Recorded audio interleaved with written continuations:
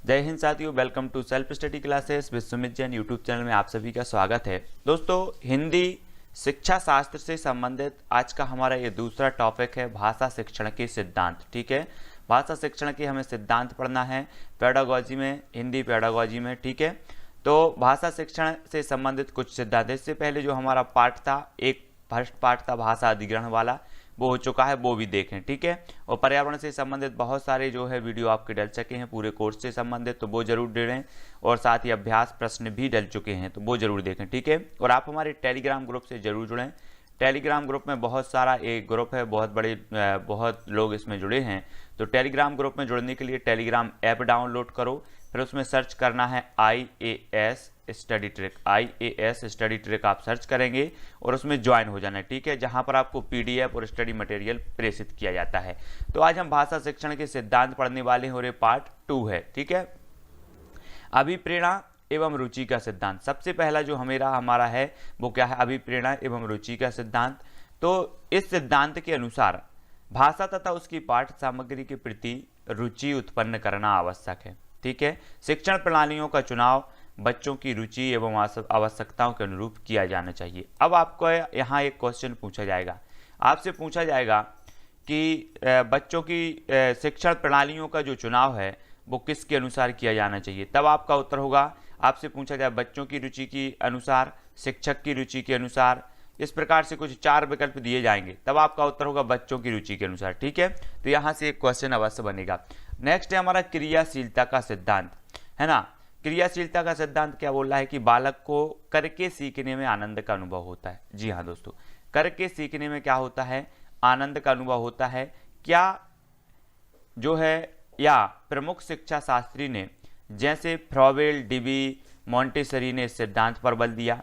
भाषा शिक्षण के समय छात्रों को सतत क्रियाशील रहना आवश्यक है। इससे छात्रों की अध्ययन में रुचि बढ़ती है, जैसे कि प्रश्न पूछना, मौखिक व लिखित कार्य। तो ये जो है इन्होंने कहा है क्रियाशीलता के सिद्धांत में कि बालक को करके सीखने में आनंद का अनुभव होता है और कक्षा में क्या होता है, जो बच्चे होते हैं वो क्रियाशील बने रहते हैं।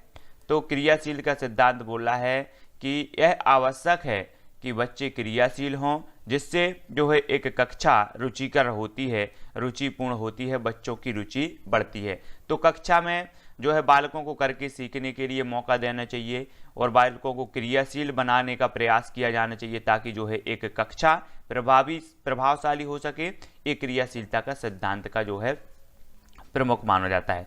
अगला अभ्यास का सिद्धांत। अब अभ्यास का सिद्धांत मतलब है इसके अनुसार व्यक्ति जिस कार्य को बार बार करता है उसे शीघ्र सीख जाता है, एवं जिस क्रिया को बहुत समय तक नहीं करता उसे भूलने लगता है। अतः भाषा शिक्षण के समय छात्रों को अभ्यास करते रहना चाहिए। उदाहरण के लिए नए शब्दों का बोलने का अभ्यास करना चाहिए। तो ये हमारा क्या है, अभ्यास का सिद्धांत है। नेक्स्ट है हमारा समन्वय का सिद्धांत।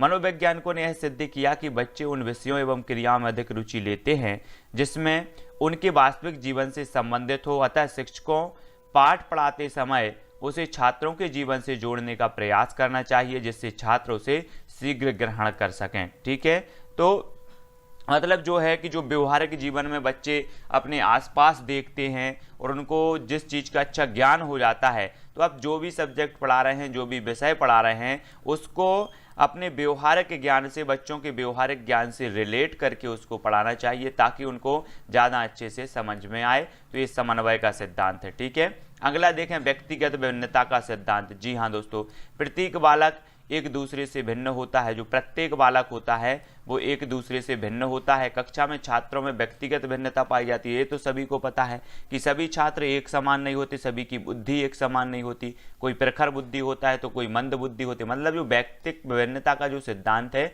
वो क्या बोल रहा है कि कक्षा में व्यक्तिक भिन्नता का ध्यान रखना चाहिए। कक्षा में व्यक्तिक भिन्नता पाई जाती है, इसलिए व्यक्तिगत भिन्नता को ध्यान में रखते हुए भाषा शिक्षण करना चाहिए। छात्रों की व्यक्तिगत परेशानियों को ध्यान में रखते हुए उनका निवारण करने का प्रयास करना चाहिए। ठीक है, जो कि सभी छात्रों पर लागू हो, ऐसे जो है व्यक्तिगत भिन्नता का सिद्धांत के अनुसार है।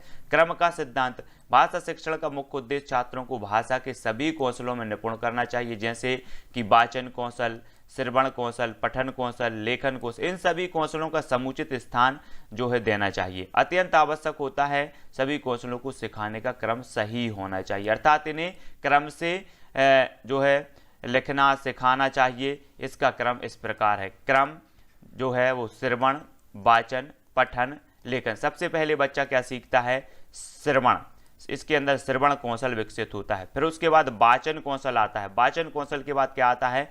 पठन कौशल, और पठन कौशल के बाद आता है लेखन कौशल। तो आपको भी याद रखना है, आपसे क्वेश्चन यहाँ से बनेगा, निम्न में से आपको सही क्रम में जो भाषा के कौशल हैं उसको सही क्रम में लगाइए। तो सबसे आता है श्रवण, है ना। सबसे पहले बच्चा क्या होता है, जब आप छोटा होता है तो वह सभी की सुनता है, ठीक है। फिर वह धीरे धीरे बोलने लगता है ना। फिर धीरे धीरे वह पठन करने लगता है, मतलब पढ़ने लगता है। फिर वह पढ़ने के बाद लेखन करने लगता है। तो आपको याद रख लेना है, एक बच्चे को ध्यान में रखना है। बच्चे को ध्यान में आपने रखा कि ये बच्चा है, और ये बच्चा सबसे पहले क्या होता है? सुनता है, सभी की सुनता है। फिर धीरे धीरे वह बोलने लगता है, ठीक है। फिर वह पठन करने लगता है, और फिर लेखन। तो ये क्रम पूछा ही जाता है, यहाँ से एक क्वेश्चन पूछा जाएगा, आपको याद रख लेना है। अनुकरण का सिद्धांत, बच्चे अनुकरण द्वारा जल्दी सीखते हैं। बच्चे अपने शिक्षक के बोलने, लिखने, स्वर एवं गति आदि का अनुकरण करके वैसे ही सीखने का प्रयत्न करते हैं। अतः शिक्षकों को स्वयं अपनी उच्चारण जो है, बोलने की गति, लेखन शुद्ध तथा साफ रखना चाहिए। तो बच्चे कैसे सीखते हैं? अनुकरण के द्वारा सीखते हैं। वो जैसा शिक्षक करवाता है वैसा उसका अनुकरण करते हैं। तो अनुकरण का ये सिद्धांत है। नेक्स्ट, शिक्षण सूत्रों का सिद्धांत। भाषा शिक्षण के कुछ सूत्र हैं। शिक्षक को भाषा शिक्षण के दौरान इन सूत्रों को ध्यान में रखते हुए शिक्षण कार्य कराना चाहिए। इससे छात्रों को सीखने में आसानी होती है एवं शिक्षण अधिक प्रभावशाली होता है। तो शिक्षण के सूत्र देख लेते हैं। सबसे पहले आपसे पूछा जाएगा सरल से कठिन की ओर, ज्ञात से अज्ञात की ओर, मूर्त से अमूर्त की ओर, विशिष्ट से सामान्य की ओर, स्थूल से सूक्ष्म की ओर, आगमन से निगमन की ओर, विश्लेषण से संश्लेषण की ओर। ये शिक्षण के सूत्र हैं जो आपसे पूछे जाएंगे। आपसे पूछे जाएंगे निम्न में से बताइए कौन सा शिक्षण का सूत्र नहीं है। तब आपको सरल से कठिन दिया जाएगा, ज्ञात से अज्ञात, मूर्त से अमूर्त दिया जाएगा। तो इस प्रकार से कुछ दे दिए जाएंगे, और सूक्ष्म से स्थूल की ओर दिया जाएगा। तो इस प्रकार से कुछ सूत्र आपको दिए जाएंगे, और यहाँ से आपके पूरे के पूरे सूत्र आपको याद रख लेना है, ठीक है। नेक्स्ट है बाल केंद्रिता का सिद्धांत। तो भाषा शिक्षण के समय एक शिक्षक को सदैव ध्यान में रखना चाहिए कि शिक्षण का केंद्र क्या हो? बालक हो।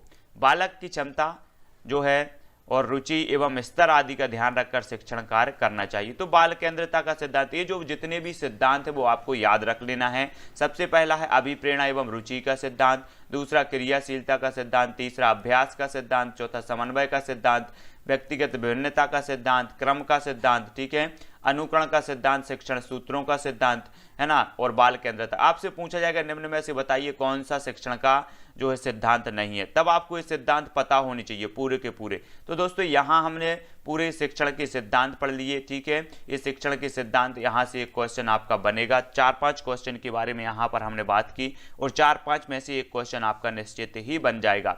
तो यहाँ पर शिक्षण के सिद्धांत पढ़ लिए, शिक्षण के सूत्र पढ़ लिए। आगे की वीडियो में हमें भाषा विकास में सुनने और बोलने की भूमिका को पढ़ेंगे, ठीक है। ये वीडियो कैसा लगा, इससे पहले हमारा पार्ट है भाषा अधिग्रहण वाला, वो जरूर देखें। और ये पूरा निरंतर आपका हिंदी पेडागोजी का जो कोर्स है वो कंप्लीट करवा दिया जाएगा, और इसकी प्लेलिस्ट बना दी जाएगी। तो आप पूरी प्लेलिस्ट भी देख लेना, ठीक है। पर्यावरण की पूरी प्लेलिस्ट बनी है, आप पूरा का पूरा जो है अध्ययन कर सकते हैं सिलेबस के आधार पर। तो वीडियो कैसा लगा कमेंट में बताएं। वीडियो को लाइक करें, शेयर करें। टेलीग्राम ग्रुप में सभी लोगों को जुड़ना है, ठीक है। लाइक सभी लोग करेंगे। तो आज के वीडियो के लिए दोस्तों इतना ही। भाषा शिक्षण के सिद्धांत, ये दूसरा टॉपिक हमारा आज क्लियर होता है। जय हिंद।